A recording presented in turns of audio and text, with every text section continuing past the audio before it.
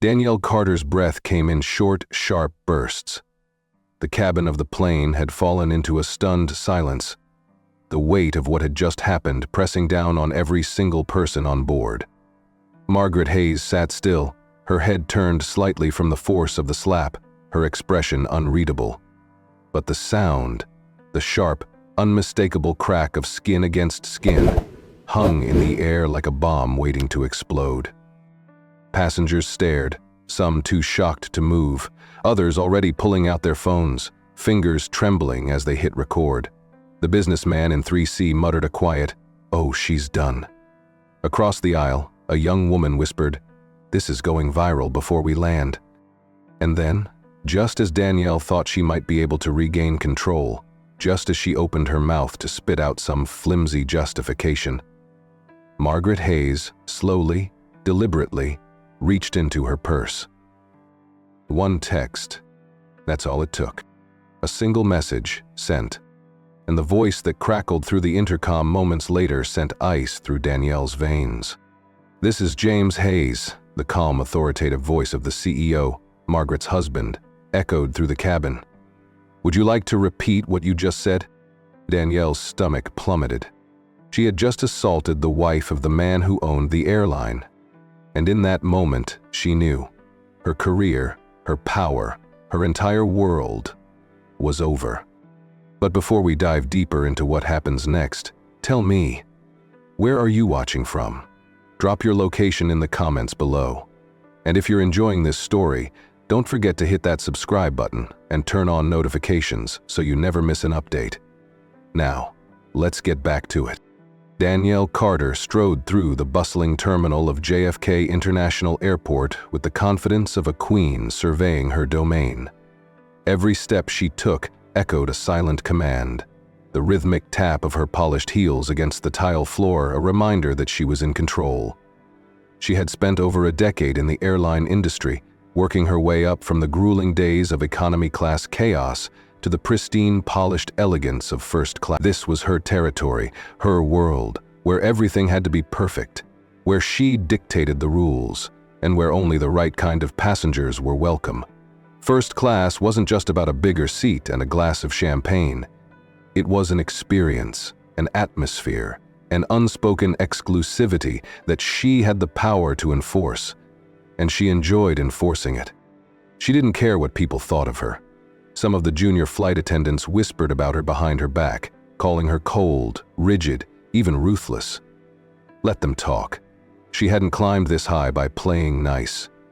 First class demanded excellence, and if she had to be a little sharp, a little cutthroat to maintain that standard, so be it. The airline depended on its premium passengers, the executives, the celebrities, the high net worth individuals who expected seamless luxury from the moment they stepped on board.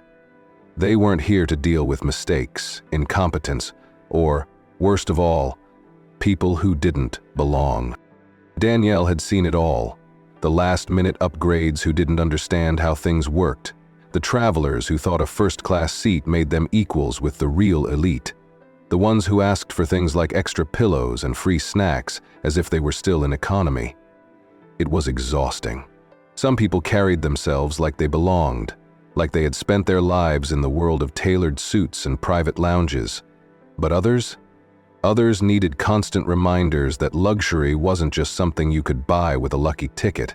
It was something you were born into, something that became part of you. She could spot the difference instantly.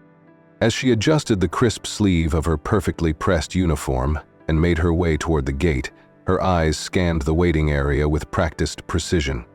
Businessmen with sleek leather briefcases, a woman in a designer trench coat tapping away on a MacBook, an older gentleman swirling the last of his whiskey in a glass he had probably ordered from the private lounge.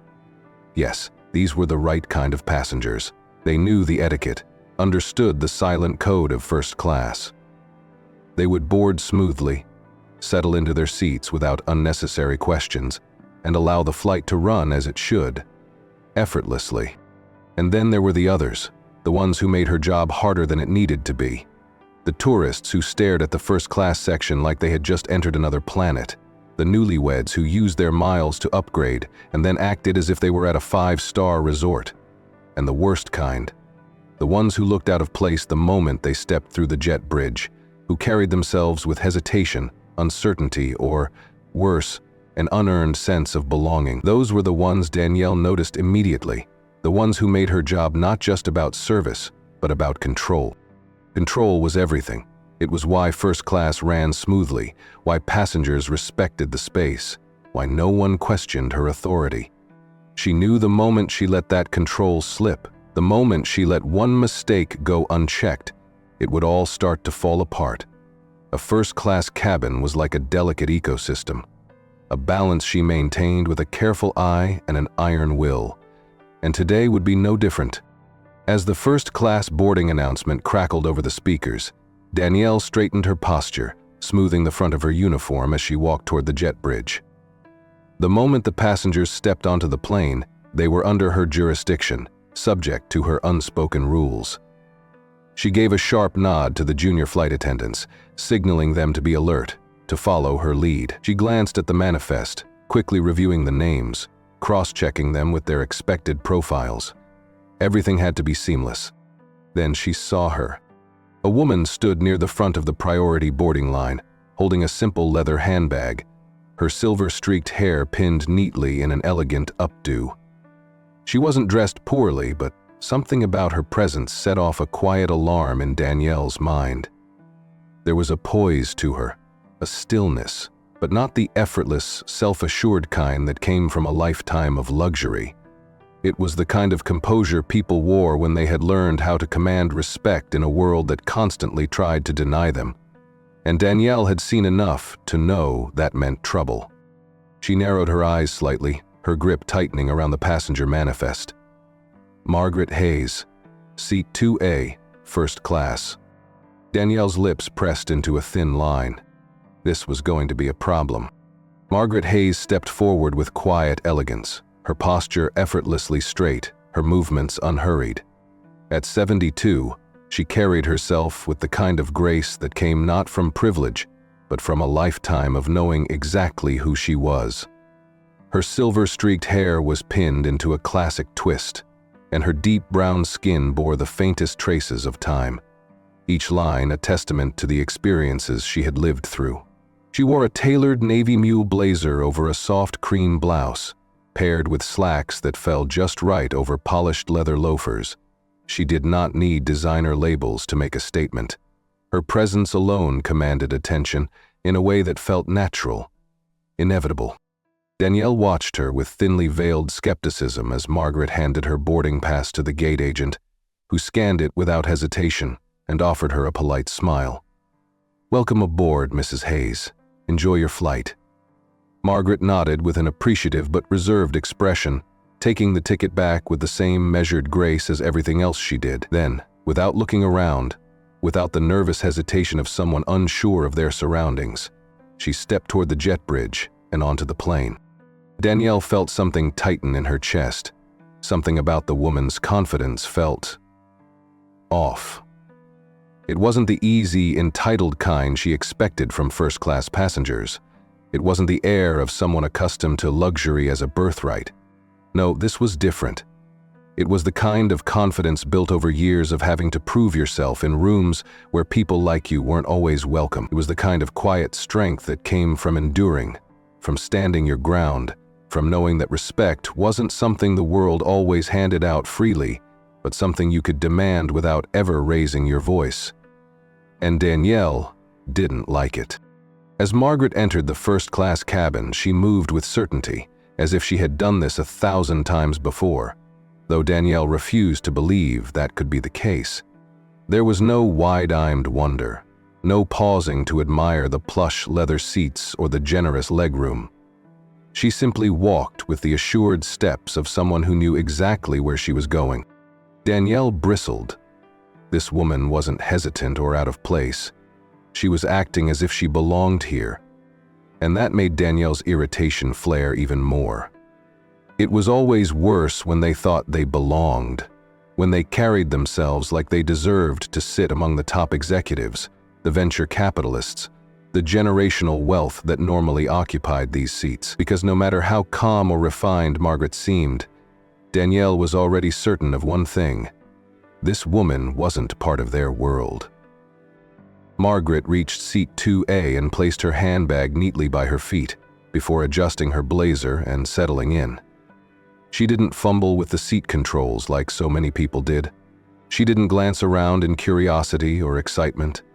She simply exhaled, closed her eyes briefly as if savoring a moment of quiet, and then turned her attention to the flight attendants preparing the cabin.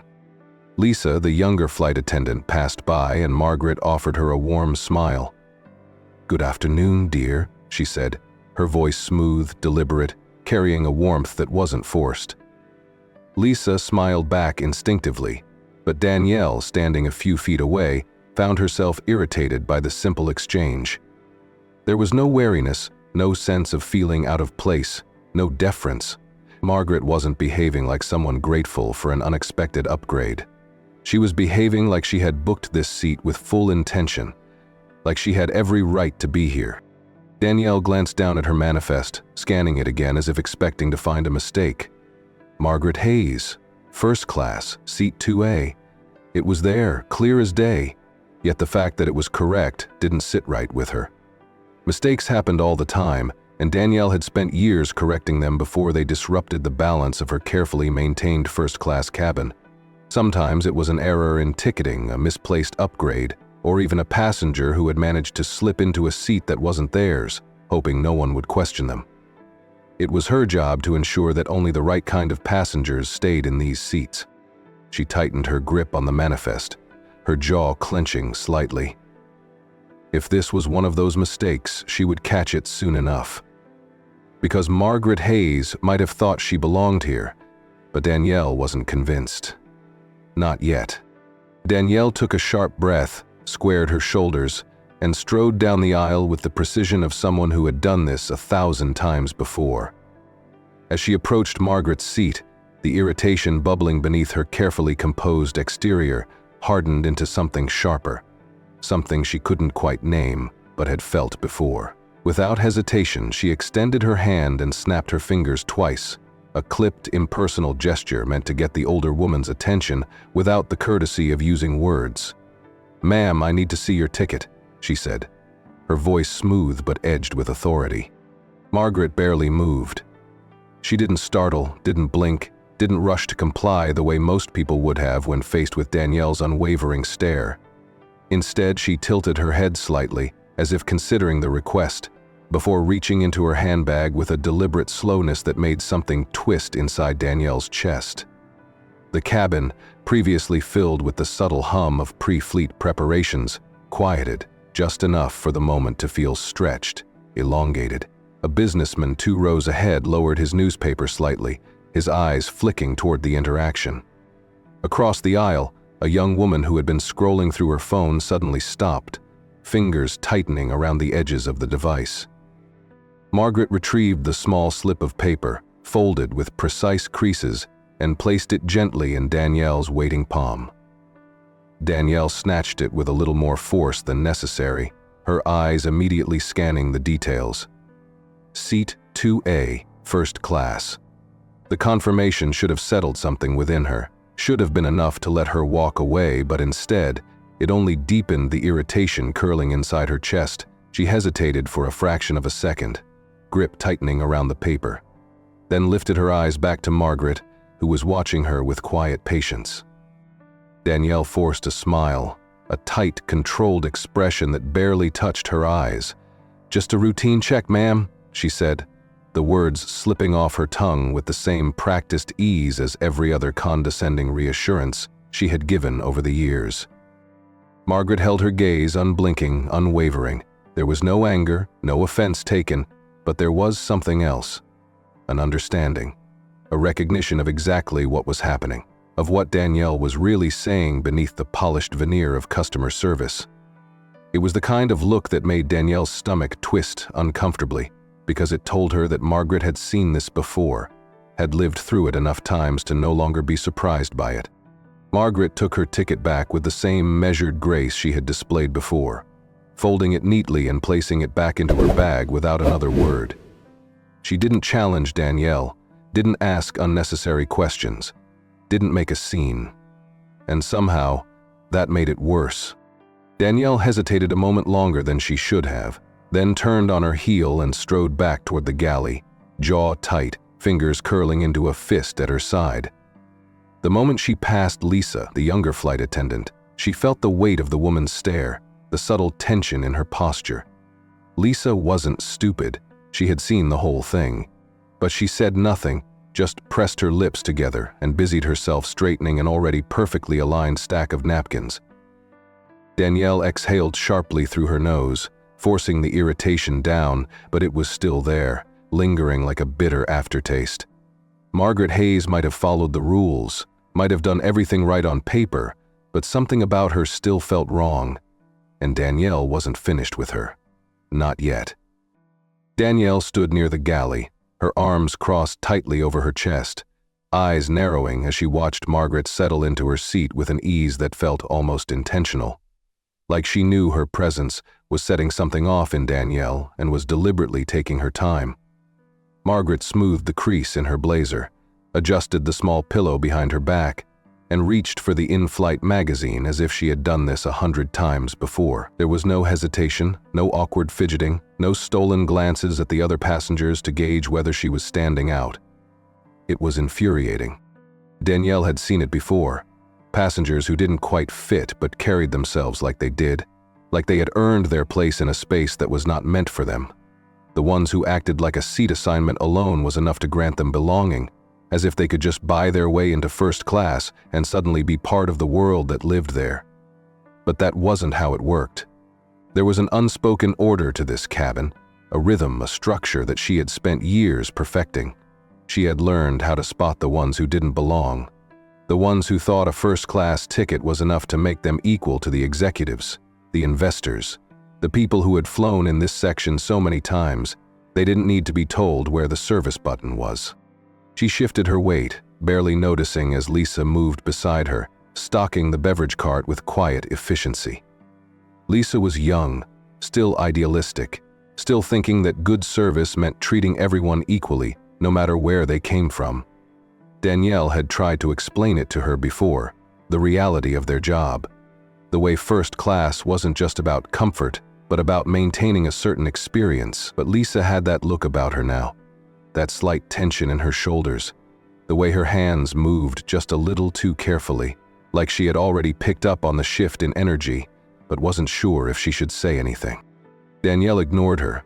She wasn't about to justify herself to someone who had only been flying for a couple of years. Lisa didn't understand what it took to run first class the way it was meant to be run, how much effort went into keeping it exactly as it should be. She didn't understand that luxury wasn't just about what was offered, but about who it was offered to. There was a balance that had to be maintained, a certain expectation that had to be met, and when people like Margaret sat in these seats, it disrupted that balance. Danielle exhaled sharply, pressing her nails into the fabric of her uniform. Margaret still hadn't looked her way, still hadn't acknowledged the way she had been questioned or the way Danielle had hesitated when checking her ticket. That was another thing that bothered her. Most people, when confronted like that, would have at least shown some sign of discomfort, maybe a nervous smile, an overly polite response, some kind of recognition that they were grateful for the seat and wouldn't cause trouble. But Margaret had simply accepted it, had held her ground without having to say a word. Danielle's jaw tightened as Margaret finally set the magazine aside and reached into her bag, pulling out a small leather-bound book. She opened it, smoothing the pages delicately, her fingers gliding over the text with the kind of ease that suggested she had done this 1,000 times before. It wasn't the act itself that annoyed Danielle, it was the way Margaret did it. The quiet certainty in her posture, the complete lack of hesitation. It was the way she refused to shrink, refused to acknowledge that she had been questioned, refused to offer even a hint of discomfort. Danielle glanced at the other passengers, looking for some kind of confirmation that she wasn't the only one noticing this. The businessman 2 rows ahead had gone back to his newspaper, indifferent. The young woman across the aisle was still holding her phone, her thumb hovering over the screen, but she wasn't scrolling anymore. Danielle could tell she had been watching, even if she was trying to be subtle about it. Lisa cleared her throat softly, finally breaking the silence. "Everything okay?" Danielle's head snapped toward her, expression carefully controlled. "Fine," she said, too quickly, too sharply. Lisa blinked, but didn't push. Danielle turned back to Margaret, her fingers curling at her sides. Fine. If Margaret wanted to pretend like nothing had happened, if she wanted to act as if she was exactly where she was supposed to be, then Danielle would remind her that wasn't the case. This wasn't just about checking a ticket. This was about control, and she wasn't about to let that slip. Danielle's fingers tapped impatiently against the beverage cart as she scanned the first-class cabin once more, her gaze landing on an empty seat a few rows away. A sharp pulse of satisfaction ran through her. There it was. Her justification, her way to fix this without outright admitting what was really bothering her. She could move Margaret without making a scene, without challenging the ticket directly. It was a simple solution, a quiet correction to an obvious mistake. After all, mistakes happened all the time. A last-minute reassignment, an automatic upgrade, a system glitch. Things like that weren't uncommon, and it was her job to catch them before they disrupted the balance of first class. Margaret's presence was already doing exactly that. She straightened her shoulders, smoothing the front of her uniform as she made her way back toward seat 2A. Margaret was still reading, eyes calmly scanning the pages of her book, completely unaware, or perhaps completely indifferent, to the fact that she was about to be removed. Danielle felt another flicker of irritation at the ease in her posture, the way she wasn't fidgeting or glancing around or waiting for permission to exist in this space. It was a problem she had seen before, and she had always handled it the same way, by making it clear who was in charge. She stopped just beside Margaret's seat, close enough that her presence would be impossible to ignore. "Mrs. Hayes?" she said, voice measured, professional, polite in the way that concealed something sharper underneath. Margaret looked up, her expression unreadable, the same quiet patience in her eyes that had been there since the moment she stepped on the plane. Danielle folded her hands in front of her, tilting her head just slightly. "I'm sorry, but there's been an error with your seating assignment. I need you to move." Margaret didn't react immediately. She set her book down carefully, smoothing the edges of the pages before looking up again. There was no confusion in her expression, no nervousness, no automatic compliance, just a pause, a quiet consideration, and then a simple, steady response. "My ticket says 2A."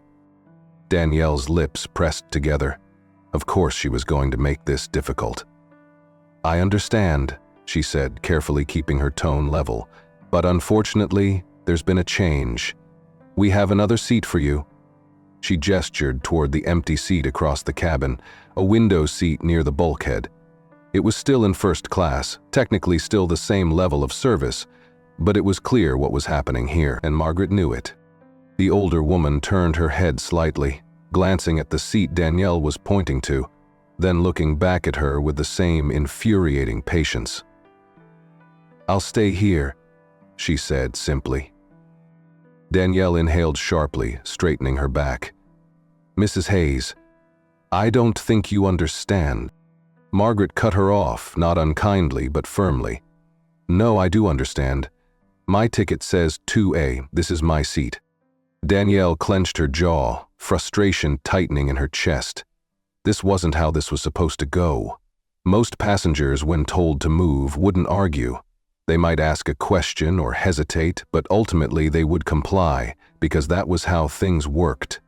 The flight crew had authority. The attendants dictated the flow of the cabin.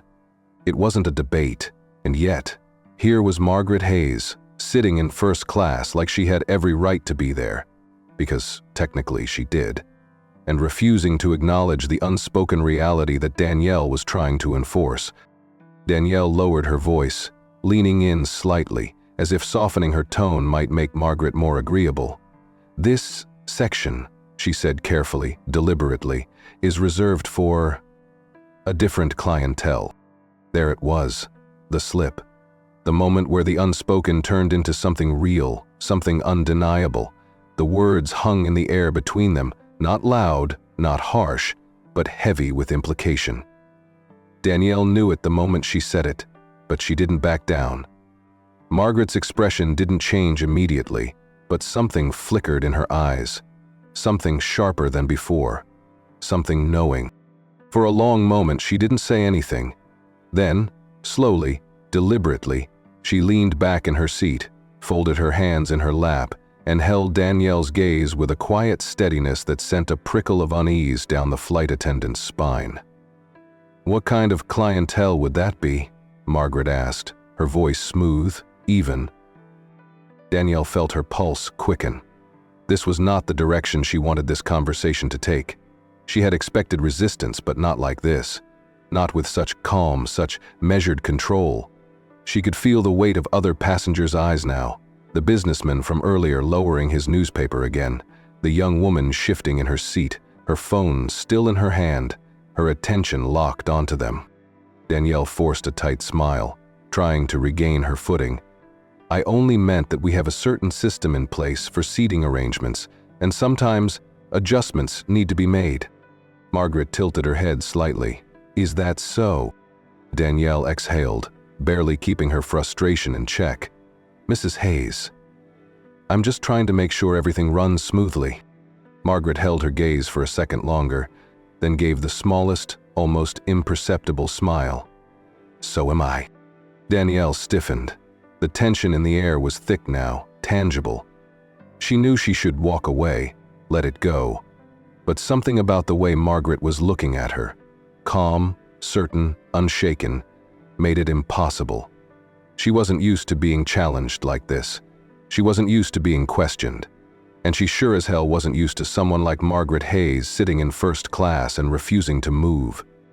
Danielle squared her shoulders. "I'll be back," she said, voice clipped, before turning sharply and stalking toward the galley, her heart pounding faster than she wanted to admit.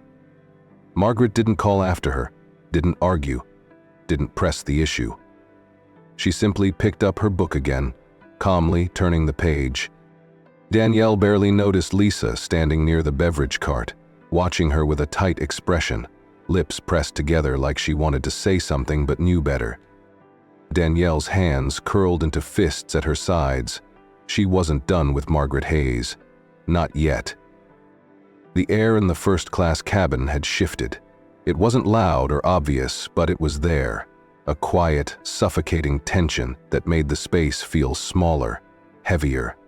The businessman in 3C sighed audibly, folding his newspaper with a sharp flick of his wrist, the movement crisp with irritation. Across the aisle, the young woman who had been idly scrolling through her phone was now completely still, her fingers hovering over the screen as she discreetly tapped the record button. Danielle could feel all of it, the subtle shifts in posture, the way conversations had died down, the way passengers who had previously been minding their own business were now suddenly, deliberately silent. They weren't staring outright, not yet, but they were listening, waiting. Lisa took a hesitant step forward. "Danielle," she said carefully, her voice pitched low, as if she were trying to de-escalate something before it truly exploded. "Her ticket is valid." Danielle barely glanced at her. Her jaw was already tight, the muscles in her neck rigid with frustration. "I know that," she said, clipped, professional. "I never said it wasn't." Lisa frowned. "Then why?" Danielle cut her off with a quick shake of her head, a silent warning to drop it. This wasn't about the ticket. It was about control, about order, about keeping things the way they were supposed to be. And yet, somehow, it felt like she was the one losing control. Margaret exhaled through her nose, not in frustration but in something quieter, something more measured, as if she had seen this before, as if she had known from the moment she stepped on the plane that something like this would happen. Slowly, she tilted her head up to meet Danielle's gaze, her expression still calm but no longer entirely neutral. "If this is truly a mistake," she said, voice smooth, deliberate, "I'd like to hear it from the captain." Lisa inhaled sharply, and a ripple of quiet disbelief passed through the surrounding passengers. The businessman muttered something under his breath, shaking his head. The young woman's grip on her phone tightened, her recording now deliberate, focused. Danielle felt heat rise to her face. That single sentence had shifted something, had taken the control she was grasping onto and placed it somewhere else, somewhere she couldn't reach. She had expected quiet resistance, maybe a little back and forth, but not this. Not Margaret calmly requesting to escalate the situation as if she had nothing to fear, as if she were absolutely certain she was in the right. Danielle stepped forward, lowering her voice to something cold and sharp. "I run first class," she said, her tone laced with something dangerous, something final. "If I say you move, you move." A hush fell over the cabin, heavy and absolute. Lisa went rigid beside her, her eyes widening slightly in something close to alarm. The businessman set his newspaper aside entirely now, no longer pretending to be uninterested. The young woman barely breathed, her thumb still resting on the phone screen. Margaret didn't move. She didn't react the way Danielle had expected. No anger, no raised voice, no visible sign of frustration. She simply sat a little straighter, her hands still resting in her lap, her expression unchanged. And that made it worse. Because if she had fought back, if she had pushed, if she had made a scene, Danielle could have justified shutting her down, could have found a way to twist the situation into something manageable. But this quiet, unwavering defiance was so much worse. Margaret studied her for a moment longer, then, in a voice as steady as ever, she said, "Are you absolutely sure you want to do this?" Danielle felt something cold settle in her chest. For the first time since the conversation began, a flicker of doubt wormed its way through the cracks of her irritation. Because there was something in Margaret's voice, something that made it sound less like a question and more like a warning.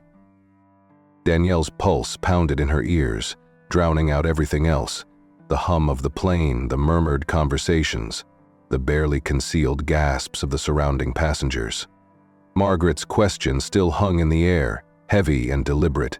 "Are you absolutely sure you want to do this?" It wasn't asked in fear, wasn't spoken like someone trying to avoid conflict. It was a statement, a challenge wrapped in quiet certainty, and that certainty was unbearable. Danielle tightened her grip on the edge of the seat beside Margaret, her nails pressing into the smooth leather. This woman wasn't listening. She wasn't following instructions, wasn't adhering to the order that Danielle had spent years perfecting. First class had rules, unspoken, yes, but firm nonetheless. And Margaret was testing them, pushing against the invisible boundaries that kept everything in its place. Passengers were watching now. She could feel it. The businessman in 3C had completely abandoned his newspaper, his hand resting against his chin as if he were witnessing a show he hadn't paid for but was too intrigued to ignore. The young woman across the aisle wasn't even pretending to scroll through her phone anymore. Her gaze flicked between Danielle and Margaret with wide, unblinking eyes. The air was thick with tension, every second stretching unbearably. Danielle inhaled sharply through her nose. No, she wasn't going to let this get out of hand. She was in control. She was always in control. She reached out and grabbed Margaret's arm. The moment her fingers wrapped around the older woman's wrist, the tension in the cabin snapped, turning into something solid, suffocating. Margaret tensed ever so slightly, a subtle shift. But she did not yank away, did not gasp or recoil in shock the way Danielle expected. Instead, she simply turned her head, slowly, deliberately, until her eyes met Danielle's, with something unreadable, something impossibly steady. Danielle's grip tightened. "I need you to stand up," she said, her voice sharp, clipped, low enough that only those closest could hear, but forceful enough that the message was clear. Now, Margaret didn't move, didn't react, didn't flinch. Instead, she tilted her head just slightly, considering. Then, with an air of unbearable calm, she pulled back, not harshly, not with resistance, just a simple, effortless movement that detached her from Danielle's grasp, as if it had never been there to begin with. It was humiliating. Danielle's chest burned, her fingers curling into fists at her sides. The businessman exhaled loudly through his nose, shaking his head. The young woman across the aisle whispered something under her breath, just soft enough that Danielle couldn't catch it. But she knew that whatever had been said was not in her favor. Her face grew hot. Margaret had pulled away. Margaret had dismissed her touch, had dismissed her, and the quiet way in which she had done it. The sheer lack of struggle, of acknowledgement, of deference, made something snap inside Danielle with an almost physical force. Her vision narrowed, her jaw clenched, and before she could stop herself, before she could think, before she could even register what she was doing, she slapped Margaret Hayes across the face. The crack of skin against skin shattered the cabin's fragile silence. Everything stopped. Margaret's head turned slightly with the force of the blow, her silver-streaked hair shifting just enough to reveal the faintest flush blooming against her deep brown skin. A collective gasp rippled through the first-class cabin, the sound sharp and immediate. The businessman in 3C sat up straighter, his hands pressing against the armrests. The young woman's phone tilted upward in reflex, her lips parted in shock. Someone muttered a curse under their breath. Danielle's own breath came in short, uneven bursts. She hadn't meant to do that. Or maybe she had. Margaret slowly turned her head back to face Danielle, her expression eerily unchanged, save for the unmistakable weight of disappointment behind her gaze. Not anger, not outrage, not the kind of fury that would justify an escalation, the kind of reaction Danielle needed in order to turn this into something she could still control. Just quiet, knowing, unshaken disappointment. Danielle's stomach dropped. Margaret exhaled, a slow and measured breath, then reached into the pocket of her blazer, retrieving her phone with the same effortless composure she had carried throughout the entire interaction. She tapped the screen, typed a short message, and then set it down gently on the armrest, folding her hands neatly in her lap. She didn't look at Danielle again. She didn't have to, because Danielle had already lost. The sound of the slap echoed through the first-class cabin like a gunshot, sharp, unmistakable, devastating. The entire section seemed to freeze in place, held captive by the violent crack of skin against skin, the weight of the moment pressing down on every single person who had just witnessed it.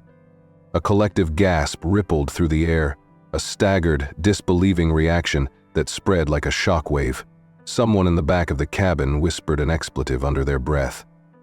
The businessman in 3C, who had been watching the confrontation with detached amusement, suddenly stiffened, his knuckles going white against the armrest as his fingers curled into a tense fist. Across the aisle, the young woman who had been recording let out a sharp, barely audible breath, her phone trembling slightly in her grip. Lisa, standing a few feet away, went completely pale. Her hand instinctively rose toward her mouth, eyes widening in horror. "Oh my God," she breathed, too stunned to move. Margaret didn't move either. For a single agonizing second, everything hung in unbearable stillness. Then, slowly, deliberately, she turned her head back toward Danielle. Her expression unchanged except for the quiet, profound weight of disappointment in her eyes. No anger, no retaliation, just an undeniable certainty that she had seen this before, lived this before, and that Danielle had just made the worst mistake of her life. Danielle's breath came in short, uneven bursts, her chest rising and falling too fast as the realization of what she had just done began to sink in. She hadn't planned this. She hadn't meant to go this far. But she had. She had hit her, and everyone had seen it. The young woman across the aisle whispered, barely able to process what she had just witnessed. She hit her. She actually hit her. A murmur of disbelief spread through the cabin. Some passengers glanced at each other, waiting for someone, anyone, to react, to step in.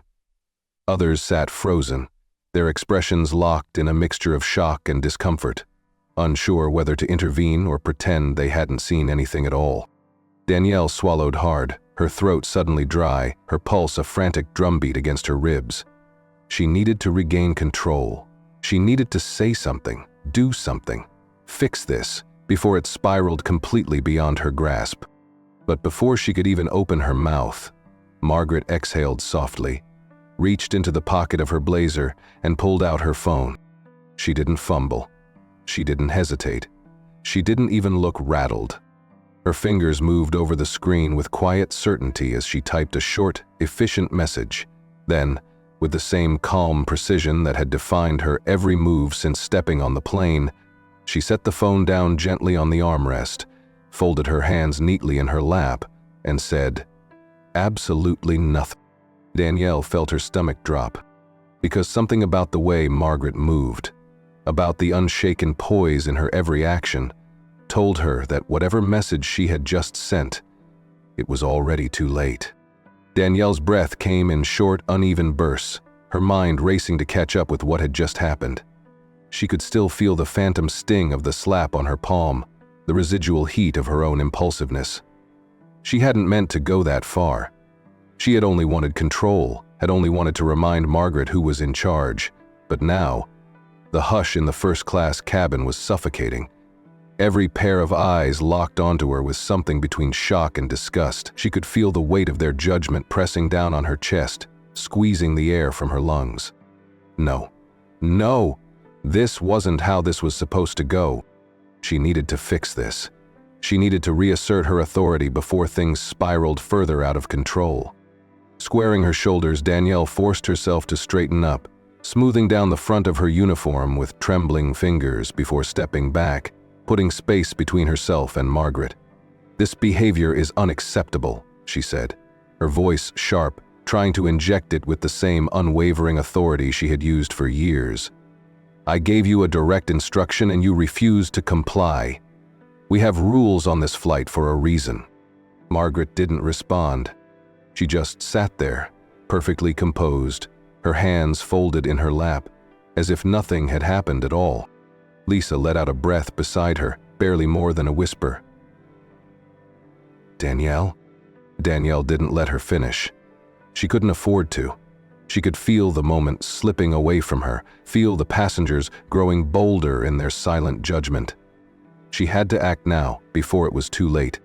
She turned sharply on her heel and strode toward the front of the plane, her pulse hammering as she reached for the intercom beside the cockpit door. Pressing the button with more force than necessary, she spoke into the speaker, her voice clipped and businesslike. "Captain, we have a disruptive passenger in first class. I need ground security to remove her upon landing." A brief pause, then the captain's voice crackled through the speaker. "Name of the passenger?" Danielle exhaled sharply, tightening her grip on the intercom. "Margaret Hayes, seat 2A. Silence.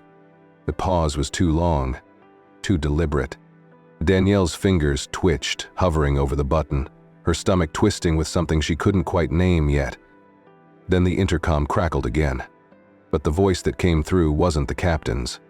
It was deeper, calmer, and far, far more dangerous. "This is James Hayes," the voice said, measured and composed, but carrying the kind of authority that didn't need to be raised to be felt. "Would you like to repeat what you just said?" Danielle's entire body went cold. Danielle's blood ran ice cold. The intercom crackled slightly in the stunned silence that followed, the weight of the voice on the other end sinking into her bones like lead. Every muscle in her body locked up, her fingers frozen against the plastic casing of the intercom. She had braced herself for the captain's usual professionalism, had expected maybe a brief hesitation or even mild disapproval, but this was something else entirely. Passengers murmured in hushed voices, some turning their heads in confusion while others exchanged knowing looks. Someone, somewhere in the cabin, muttered, "Oh damn." Then Lisa gasped. Danielle barely registered the sound, but she felt it. Felt the way Lisa's breath hitched. Felt the energy shift beside her, as if the younger flight attendant had just realized something world-shattering. Lisa's voice was barely above a whisper, but the words still hit like a hammer to the chest. That's James Hayes, CEO of the airline. Danielle's stomach twisted violently. The realization slammed into her all at once. James Hayes. As in James Hayes, owner of this airline, the man whose face she had seen in corporate briefings, whose decisions shaped company policy, whose wealth and influence extended far beyond this plane, this flight, this moment. The man who, above all else, controlled the fate of everyone under his employment, including her. And Margaret Hayes. Danielle felt her breath catch in her throat. Margaret Hayes wasn't just some passenger. She wasn't some out-of-place woman who had stumbled into first class by accident. She was his wife. Danielle felt the blood drain from her face so fast that she thought she might actually pass out. No, this wasn't happening. Her grip on the intercom tightened, her knuckles turning white. She could feel every single set of eyes on her now, burning into her from all directions, waiting to see what she would do next. The businessman in 3C had leaned forward slightly, his expression unreadable but undeniably focused. The young woman across the aisle had all but abandoned subtlety. Her phone angled just right, her mouth slightly open in what could only be described as fascinated horror. Lisa's gaze flickered between Danielle and the intercom, her face a mask of barely concealed panic. Danielle forced herself to swallow the lump in her throat. She could fix this. She had to fix this. She pressed the button again, trying to steady her voice. "Mr. Hayes, sir, I..." Stop. The single word was calm, almost gentle, but it cut through Danielle's attempt at damage control like a blade. She felt her heart stutter in her chest. The intercom remained open, the faint crackle of static filling the space between them. Then James Hayes spoke again, his tone unwavering, almost clinical in its calmness. "Miss Carter, I'm going to ask you one more time," he said. "Would you like to repeat what you just said?" Danielle's throat was so dry it hurt. She couldn't answer. Because what was she supposed to say? "I just tried to have your wife removed from first class. I just slapped your wife in front of multiple passengers. I just made the biggest mistake of my career, and now my entire future is hanging by a thread." Her mind spun, grasping for an escape, a way to reframe this, a way to regain even a sliver of control. Lisa took a slow, almost imperceptible step back, as if distancing herself from the inevitable fallout. Passengers sat frozen, the weight of the moment thick and inescapable. The businessman let out a low whistle, shaking his head. The young woman whispered, "Oh, she's done." Danielle could feel her body trembling. And then James Hayes spoke again. "I expect a full incident report before this plane lands," he said, voice never once rising, never once shifting in tone. "And Miss Carter?" Danielle flinched involuntarily. "Enjoy your last flight." The intercom cut off. And just like that, the silence in the cabin became deafening. Danielle couldn't move. She couldn't breathe. The words, "enjoy your last flight," echoed in her skull, hammering against her temples like a slow-building migraine. Her entire body locked up, her fingers numb against the intercom, her throat tight with a terror she had never felt before. The weight of what she had just done crashed over her all at once, suffocating, inescapable. She had slapped the wife of James Hayes, but James Hayes, the man who didn't just own this airline, he was the airline.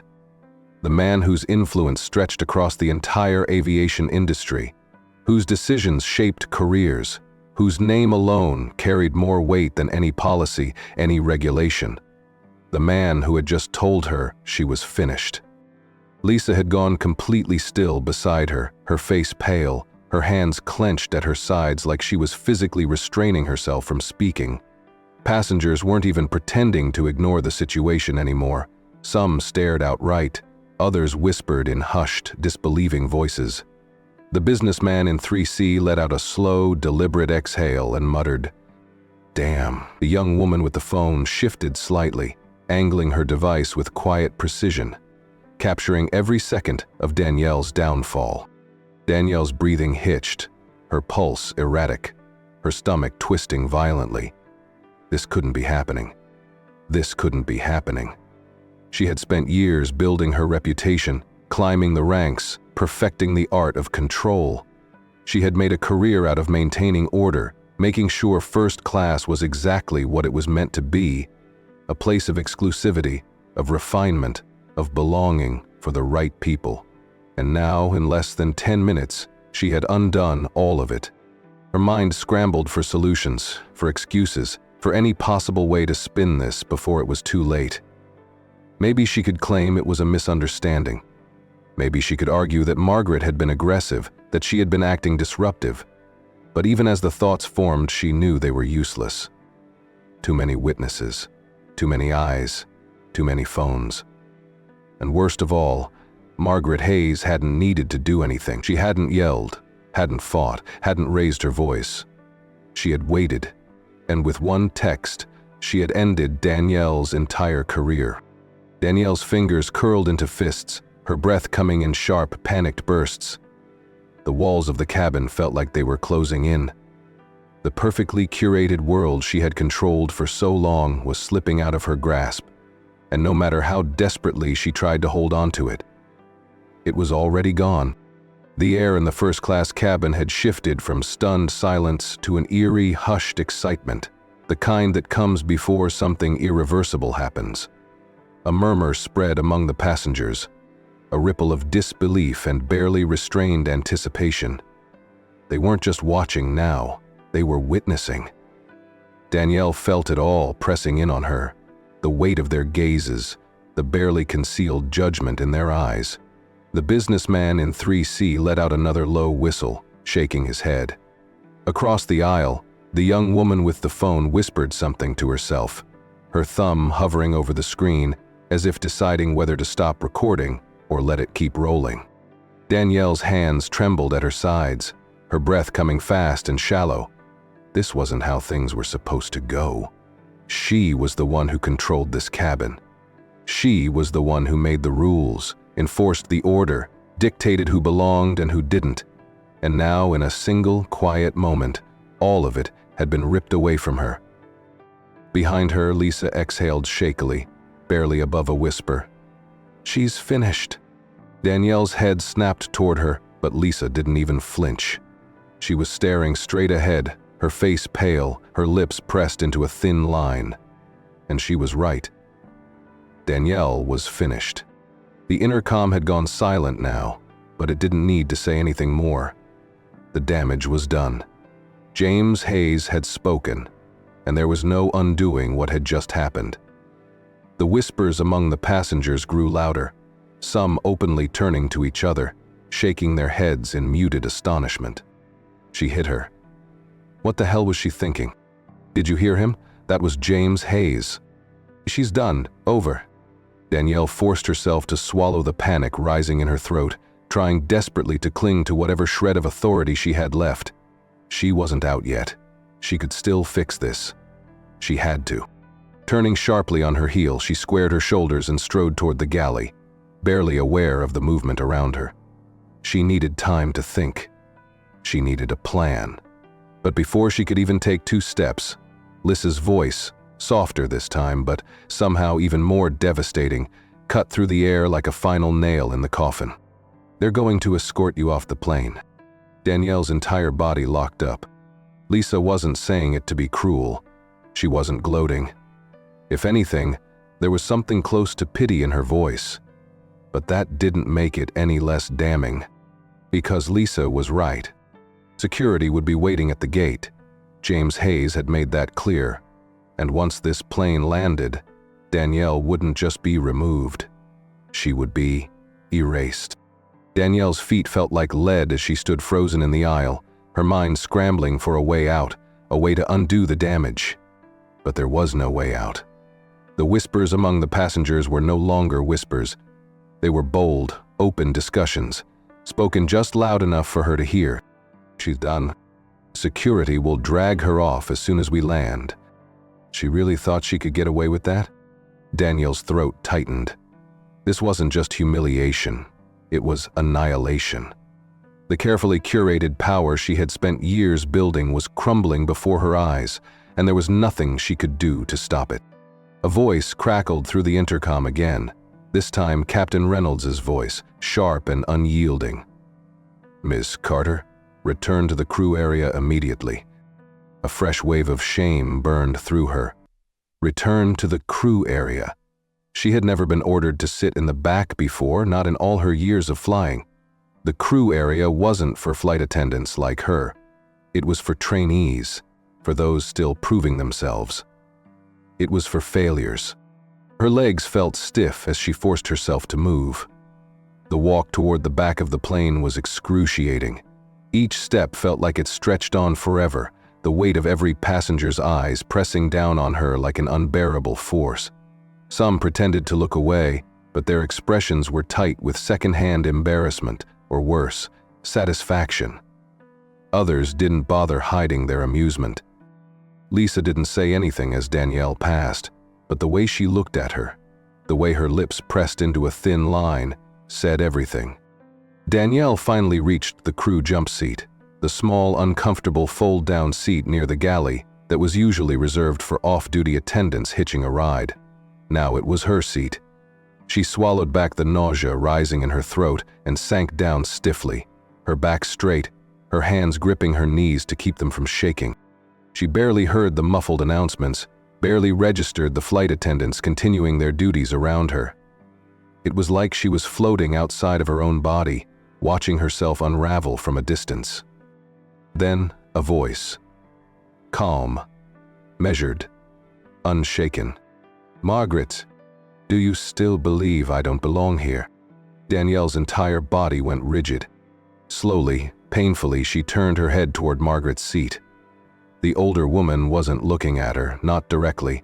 She was adjusting the folds of her blazer, smoothing the fabric with the kind of quiet ease that suggested she had all the time in the world. But her words hung in the air, heavy and final, spoken not as a question, but as a truth Danielle could no longer deny. Danielle opened her mouth, but no words came, because for the first time in her life, she didn't have an answer. The plane touched down with a smooth jolt, but Danielle barely felt it. Her pulse pounded in her ears, drowning out the routine landing announcement, the clicks of seatbelts unfastening, the rustling of passengers gathering their belongings. She sat frozen in the crew jump seat, her hands clenched so tightly in her lap that her knuckles had turned white. She knew what was waiting for her. The weight of inevitability sat heavy in her stomach. A leaden realization that no amount of damage control could undo what had already happened. She had crossed a line that couldn't be uncrossed. And James Hayes had made it clear her career wasn't just ending, it was being erased.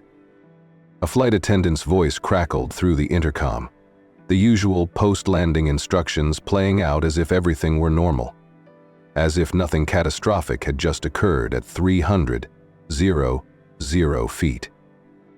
But it wasn't normal, because just beyond the threshold of the plane's exit, just past the sleek first-class cabin she had once ruled with an iron grip, security and executives were waiting for her. Passengers moved sluggishly toward the exit, but Danielle stayed rooted to her seat, hoping, praying, that maybe, just maybe, there was still some way to salvage this. Then Lisa appeared in front of her, standing stiffly near the galley, her arms crossed. There was no gloating, no satisfaction in her expression, just something close to pity. "You need to go," Lisa said, her voice softer than Danielle expected. Danielle inhaled sharply, her chest tight. For one brief, fleeting second, she thought about refusing. About staying right here, gripping the seat until her fingers ached, pretending that if she just refused to move, then none of this would be real. But it was real, and delaying the inevitable wouldn't change a damn thing. So she stood. The walk to the front of the plane was the longest of her life. Every step felt like she was being marched toward her own execution. The businessman in 3C was openly watching her now, arms folded, his expression unreadable. The young woman with the phone had stopped recording, but the damage was done. She would tell the story. They all would. As Danielle neared the front, the murmurs grew louder, the weight of the moment pressing down on her like an unbearable force. And then she saw them. Standing just outside the open plane door were two uniformed security officers, their postures stiff, their expressions neutral but unyielding. Next to them stood two airline executives, their suits crisp, their gazes cold and impersonal. This wasn't a debrief. This wasn't a warning. This was a removal. Danielle felt her breath hitch, but she didn't stop walking. She couldn't, because in the next few seconds she would step off this plane, and the moment she did, it would all be over. Danielle stepped off the plane, her body moving on autopilot, but the moment her feet hit the jet bridge, reality slammed into her like a freight train. The two uniformed security officers flanked her immediately, walking just close enough to make it clear this wasn't a request, this was an escort. Ahead, two airline executives stood waiting, their polished shoes planted firmly on the industrial carpet, their expressions unreadable. Between them stood Rebecca Lynn, the airline's senior HR director. Danielle had only met her once before during a routine compliance meeting. Now, Rebecca held a thick manila folder in one hand and a company-issued tablet in the other, her mouth set in a thin, unyielding line. Danielle's stomach twisted violently. Passengers streamed past, some casting furtive glances in her direction, others pretending not to notice. But they noticed. They all noticed. Rebecca didn't waste a second. "Miss Carter," she said, her tone clipped, professional, as she extended the folder. "You are officially terminated from your position with immediate effect." Danielle stared at her, her ears ringing. "This," she started, her voice cracking slightly, but Rebecca continued as if she hadn't spoken. "You are also hereby banned from seeking employment with this airline in any capacity." She tapped her tablet once and turned the screen toward Danielle. "Furthermore, as per direct request from Mr. Hayes, a flag has been placed on your employment record." Danielle's blood ran cold. A flag. A permanent mark in the airline industry's hiring database. It wasn't just a termination, it was a death sentence for her entire career. Every major airline used the same internal system for background checks. A flagged employee was an immediate red flag. It meant do not hire. It meant risk. It meant she was done. Everywhere. "No, wait," she blurted out, reaching for the folder, as if grabbing the papers would somehow change the words printed on them. This is a misunderstanding." Rebecca arched a single eyebrow, her expression impassive. "Ms. Carter, you were recorded striking a passenger. Not just any passenger, the wife of the CEO." Danielle's breath hitched. Rebecca's voice remained cool, detached. "You're fortunate we are not pursuing criminal charges." Danielle felt her vision blur. She had worked for this airline for years, given them everything, climbed her way to the top, and now, just like that, she was being discarded, erased. She turned desperately to the executives, searching for something. Pity? Hesitation? A sign that maybe, just maybe, there was a chance to fight this. There was nothing. Just finality. Her hands clenched around the termination papers, the edges crumpling under her grip. She wanted to scream, to do something, to make them see that this wasn't fair, that she had been trying to enforce the rules, that… "Ms. Carter," Rebecca's voice cut through her spiraling thoughts. "You need to leave the premises now." One of the security officers gestured toward the terminal doors. Danielle's body refused to move. But then, from somewhere behind her, a quiet, steady voice. "Margaret Hayes." "I told you," she said, her tone calm, patient, yet utterly unshakable. "You thought you had power over me." Danielle's breath caught. Margaret stepped past her without another glance, her presence effortless, untouched by the chaos Danielle had created. And as she watched the woman disappear into the terminal, something inside Danielle shattered. Because for the first time, she understood. She had never been in control. Not of Margaret. Not of first class. Not of anything. And now, she had nothing left at all.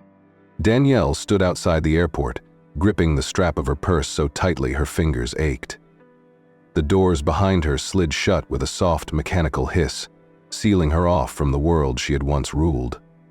The weight of the termination papers in her hands felt suffocating, their crisp edges pressing into her palm like a physical manifestation of everything she had lost. The reality of it all was suffocating. She was no longer a senior flight attendant. She was no longer employed. She was nothing. The bustling chaos of the airport pickup zone unfolded around her, oblivious to her downfall.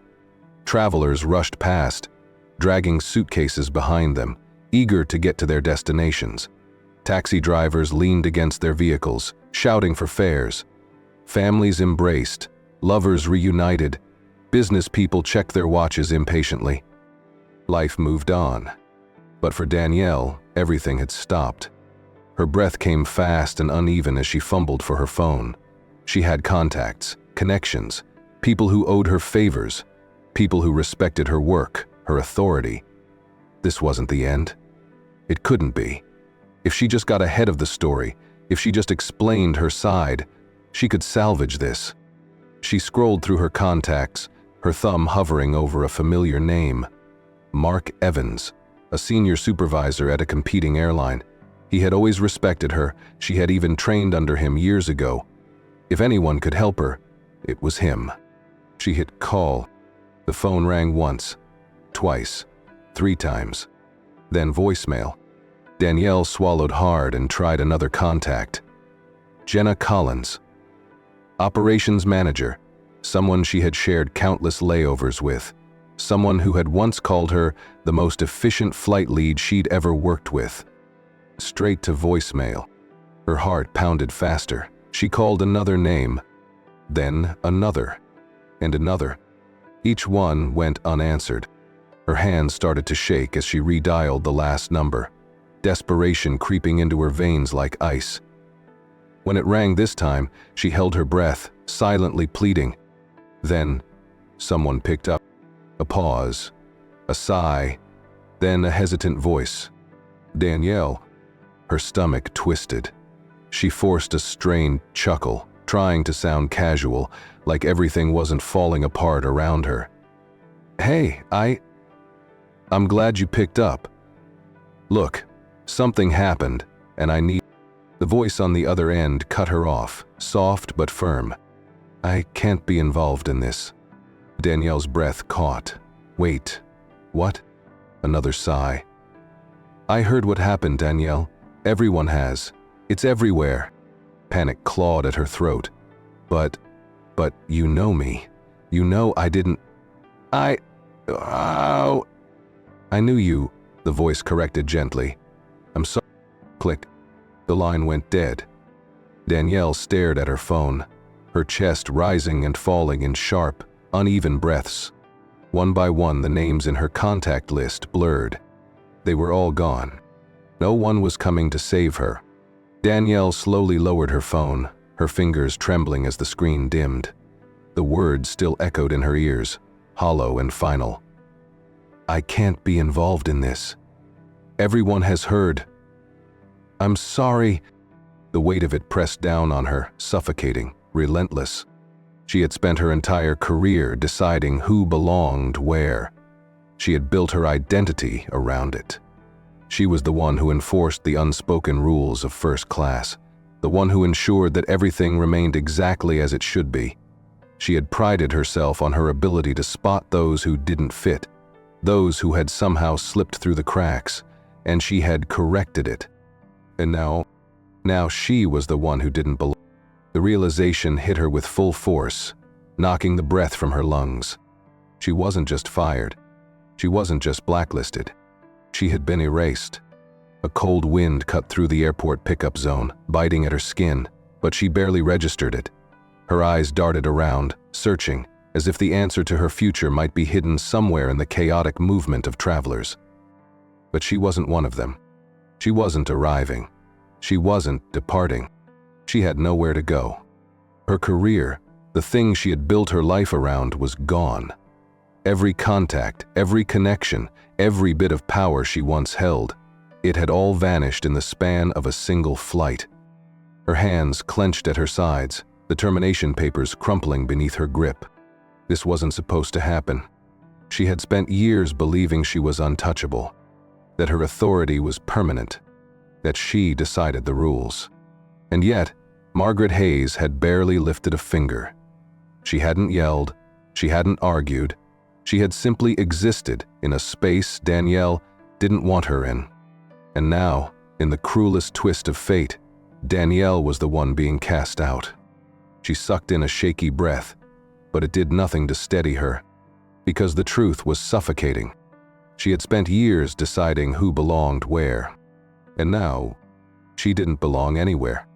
Danielle stood there, staring blankly at the airport she had once considered her kingdom, now nothing more than a reminder of everything she had lost.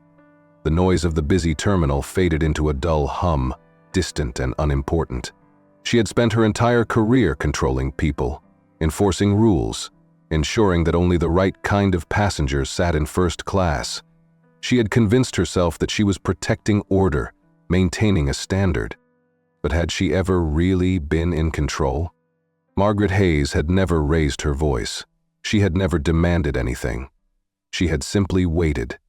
And with one message, she had unraveled everything Danielle had built, not out of revenge, not out of malice, but because the truth had finally caught up to her. Danielle had made a choice, and choices had consequences. Now she was left with nothing, no job, no connections, no future in the industry she had once ruled with an iron grip. Was it fair? Did she deserve to lose everything? Or was this punishment too harsh? Let us know what you think in the comments below. Danielle had spent her entire career believing respect was something she controlled, something tied to authority, uniforms, and rigid expectations.